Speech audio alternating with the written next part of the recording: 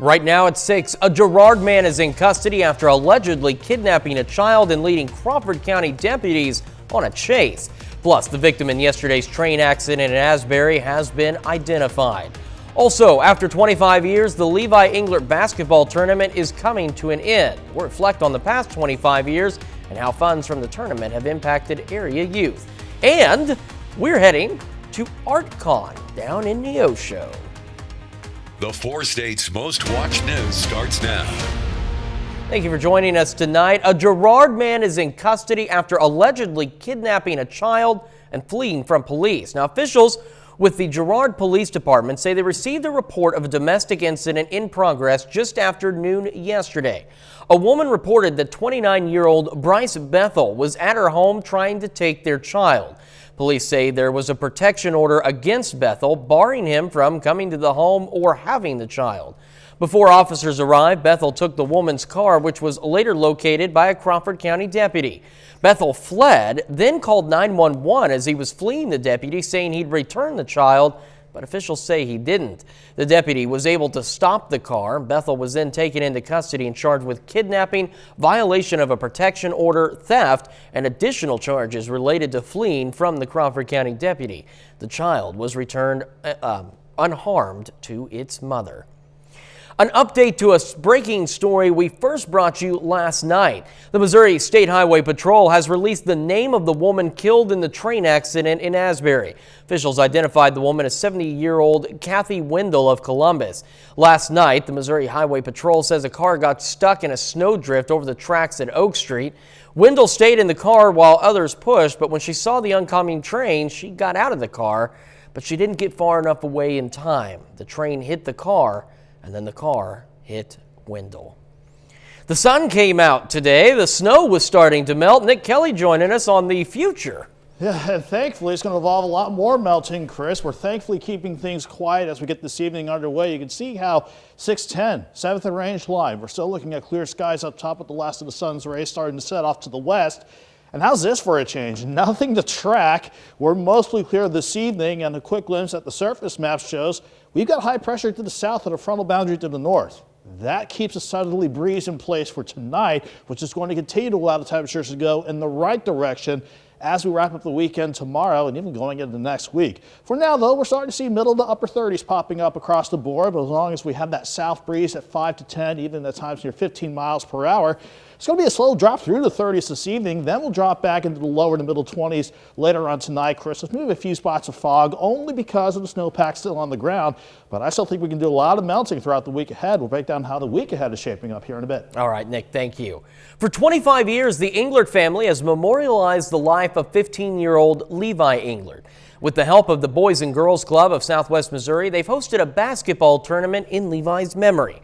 This weekend will be the last time the family hosts the tournament and says it's time to make room for new ways to help out. I just feel like 25 years is enough. You know, it's kind of hard on the family. It's kind of stressful, and I don't want to get in a situation where we're abusing the loss of our child for something like this. The Boys and Girls Club will still be doing basketball tournaments, but say they'll look different in the future. We'll have more on that tonight at 10. Today marks the 3rd year the Neosho Arts Council has held their ArtCon event. Now, ArtCon features aspects of art that might be more inclined to those who are creative types. This year included authors, different aspects of gaming, vendors with comic books, toys, illustrators, and cosplay, or dressing up for those who might be into acting. The Neosho Arts Council says it's one of the many events they sponsor through the year, showing numerous aspects of art to reach the entire community. We do something like this. We do the concerts in the park. We do classes. So it's a great variety of things, trying to find the right fit with the different people who are out there who have an interest in art. Organizers say 2023 could even be an even bigger than this year. They have already begun planning for next year's event. Residents in Carthage were treated to some unique visitors in the city, the furry kind that everyone likes. The Magajuba Mine alpacas visited Going Places Dolls, Fabric, and Things just off Maple Street. Okay, so when we were going to craft shows, our craft booth was called Linda Handmade, and my logo is a llama. And so, I don't know, llamas are just my favorite animals, and after we went to their farm and saw them, I just knew that I wanted them to come here. The alpacas were on hand from 1 to 3 this afternoon. California's COVID-linked death toll has surpassed 80,000, which is more than any other state. And more than 900,000 Americans have died since the pandemic started. With the highly contagious Omicron variant retreating and hospitalizations down, there's renewed hope this COVID surge might be the last. CBS News correspondent Michael George reports from New York. It took less than 2 months for COVID-19 related deaths in the U.S. to jump from 800,000 to 900,000. That's more lives lost than the number of people living in several U.S. cities, like San Francisco or Indianapolis. President Biden on Friday worked to put the situation in perspective. The physical and emotional weight of the pandemic has been incredibly difficult to bear for so many people. But here's the good news. We have the tools to save lives and to keep businesses open and keep schools open, keep workers on the job. And now the Omicron variant is showing signs of receding, with new daily cases dropping by nearly 500,000 since mid-January. And according to Johns Hopkins University, every state is seeing a decline in new daily case numbers. That comes as a relief after the highly contagious variant also took a toll on the youngest Americans. For the last several months, while Omicron has been surging, children 0 to 4 years of age have been hospitalized at 3 times the rate of children between 5 and 17 years of age, and at a rate equivalent to adults. This week, Pfizer asked the FDA to grant emergency use authorization for 2 doses of its COVID vaccine for children under 5. Meanwhile, the drug maker is researching whether 3 doses would be more effective for that age group. Michael George, CBS News, New York. The number of Americans in the hospital with COVID-19 has declined 15,000 since mid-January to about 124,000. And we take this time now to honor one of our many 4-state heroes. Sergeant Alfred Hubbard served in the Army in the Vietnam War, his hometown, Pittsburgh. We're proud to recognize Sergeant Alfred Hubbard, tonight's 4-state hero. And remember, if you want to learn more about other heroes or nominate one of your own at any time, just head over to our website. That's KOAMnewsnow.com. Still ahead, there's a new recommendation for those Americans moderately to severely immunocompromised, plus a sobering milestone in the U.S. response to the COVID-19 pandemic. There's a new recommendation for those Americans moderately to severely immunocompromised as to when to get an additional COVID-19 vaccine booster dose. Centers for Disease Control and Prevention says people in that group who've had the mRNA vaccines should look to get a 4th shot at least 3 months after the previous booster. The CDC had been recommending a wait of at least 5 months. The new guidance applies to people 18 and older who have had the Moderna vaccine and ages 12 and older for the Pfizer-BioNTech version. Government health officials are making the revision amid reports some pharmacies were turning away immunocompromised people looking for a 4th vaccine dose. A CDC official says there's been recent confusion about the recommendations for people in this group. It was October when the agency released guidance for those Americans to get a 4th vaccine dose. There's also revised guidance for immunocompromised people who have had the Johnson & Johnson vaccine. It is a recommendation to get an mRNA dose at least 28 days after the first shot, followed by a 3rd dose at least 2 months later.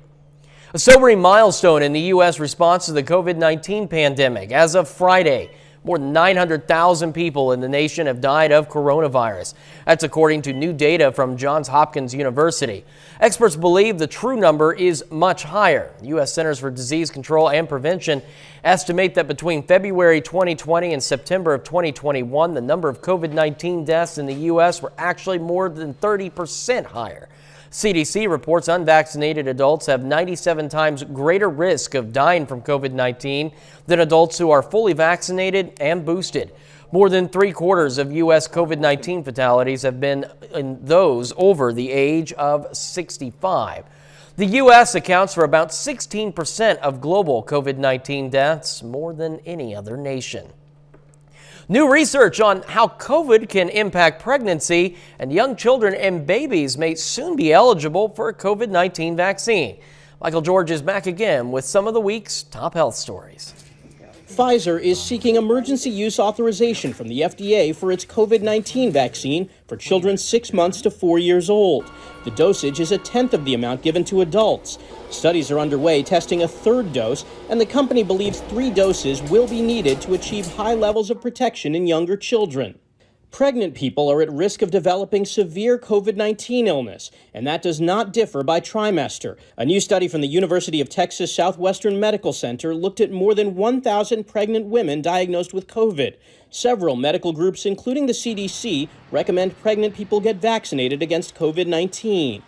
And the American Academy of Pediatrics has updated its pandemic guidance, saying keeping schools open for in-person learning should be the priority. The AAP urges vaccination, masking, and physical distancing, and says remote learning has worsened educational inequities and a mental health crisis among children.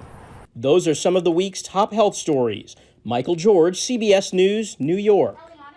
Later on the KOAM News at 6, this video is a lie, believe it or not. We're celebrating something very special here at Television City. First, we're getting ready to celebrate, if you want to call it that, a return to normal temperatures so we can continue the thaw and the melting. We'll get to those numbers next. After we got our last winter storm out of here, it's nice that we're going to have quite a prolonged break so that not only temperatures can rebound, but also we continue to melt. If you are not a fan of the snow, we couldn't do a lot, or complete melting, I should say, the other day, since highs were in the upper 20s to near 30. But as Doug said the other day, once we had a lot of sunshine Friday, that alone does tremendous work in melting off the snow, certainly improving the roads. And we kept that trend going again today after we dropped into the mid-teens. Back near 40, 41 degrees at Joplin Regional. Certainly a step in the right direction. As far as what's coming down the road, just a cool few days, around 40 tomorrow and back in the mid-40s on Monday.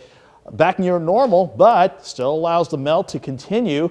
Then 40s and 50s. That's a general rule of thumb in terms of highs for much of next week. We'll certainly take it while we stay dry for the majority of next week. I'll break down one possible exception as we get deeper into the forecast, but looking good for 7th and Range Line. Roads look good, at least the main roads look okay. The side roads are beginning to improve, or continually improving, if I can ever say that correctly.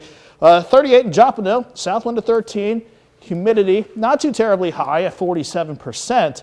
But as far as temperatures around the rest of the region, we're sitting mainly in the mid to upper 30s right now, so still warm enough to do a little bit more in the way of melting. But it's nice to see these winds back in place. A south wind throughout the day at 10 to 20 miles per hour.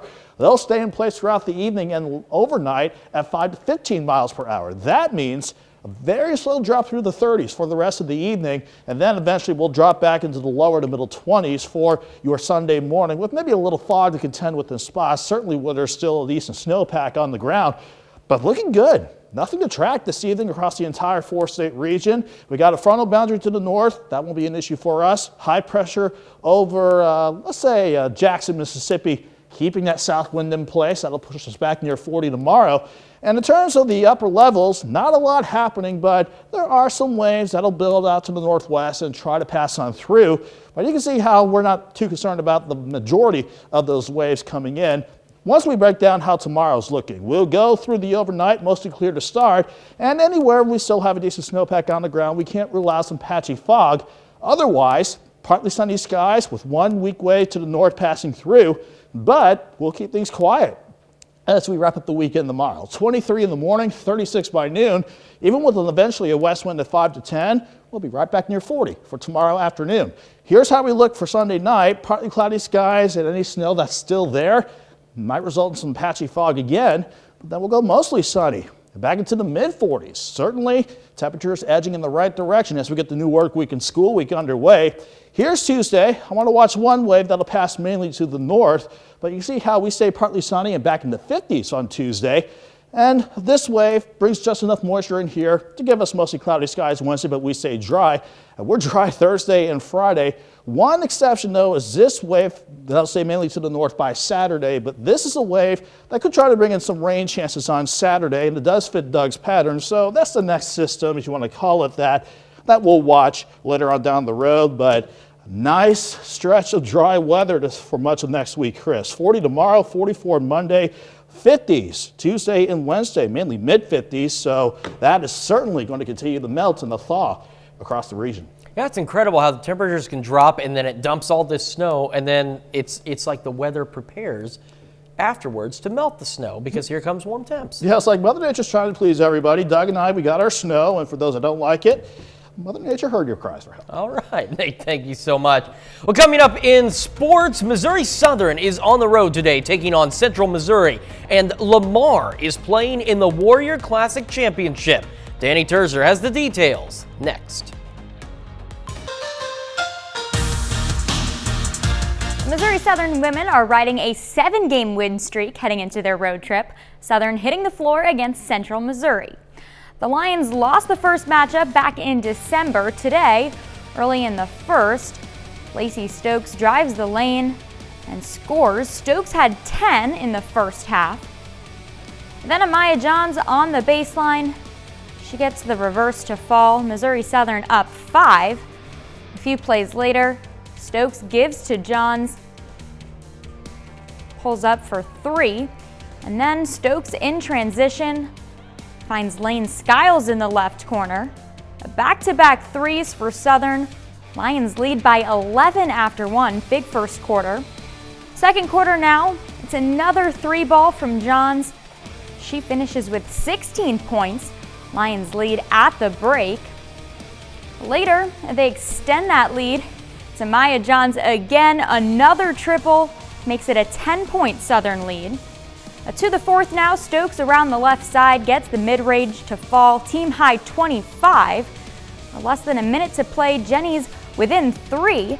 Stokes gets the steal, takes it all the way for 2. Missouri Southern holds off the Jennies for their 8th straight win, 66-61. The men aim to bounce back after a loss to 4th-ranked Northwest. 7 minutes in, it's RJ Smith. He feeds Avery Taggart down low for the finish off the glass. Lions take a 1-point lead. A couple minutes later, Lions sharing the ball. Stan Scott to Avery Taggart in the corner, knocks it down for 3. Taggart finished with 14 points.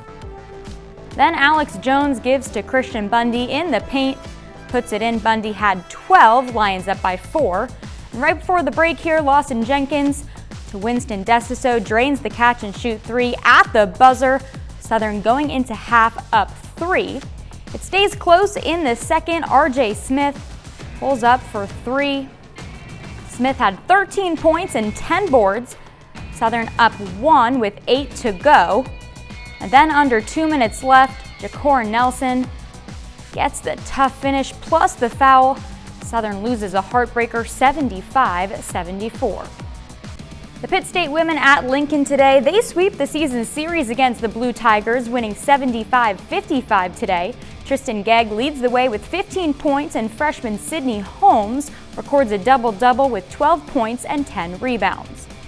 The men fall to Lincoln 98-87. The Gorillas are led by Cameron Hufner and Quentin Hardrick, each scoring 22 points. The Lamar Tigers came up with a big win over McCallie on Friday night in the Warrior Classic semifinal. Lamar got out to a fast start, dominating the first quarter 20-8. Now that lead propelled them to the finish line, taking down McCallie 55-40. Josie Adams led the Tigers with 12 points, and 3 others finished in double-digit scoring, including Xavier Wiss with 11. Lamar faces Providence in the championship game. It actually began not too long ago at 6. You know, we're pretty excited about playing in this tournament championship. We haven't done that in the last, I think 4 years ago was the last time we played in that. So we just keep building off these results going into district play here in a few weeks. In the boys game, College Heights faces Providence. The Cougars are 17-3 and ranked 5th in Class 2. Tip-off is at 7:30, and we'll have the highlights right here at 10. We're back after this. Well, we're celebrating something very special here at Television City. So Nick Kelly's completely caught off guard. That's why things are strange. If you'll take a look, We've got another camera pointed there. Oh, there we go. It is National Weather Person's Day. So, Oh, yeah, that is today. that is today. Nick's been so busy. Nick, Doug, and Michael Hayslip have been so busy this past week with everything that's been going on.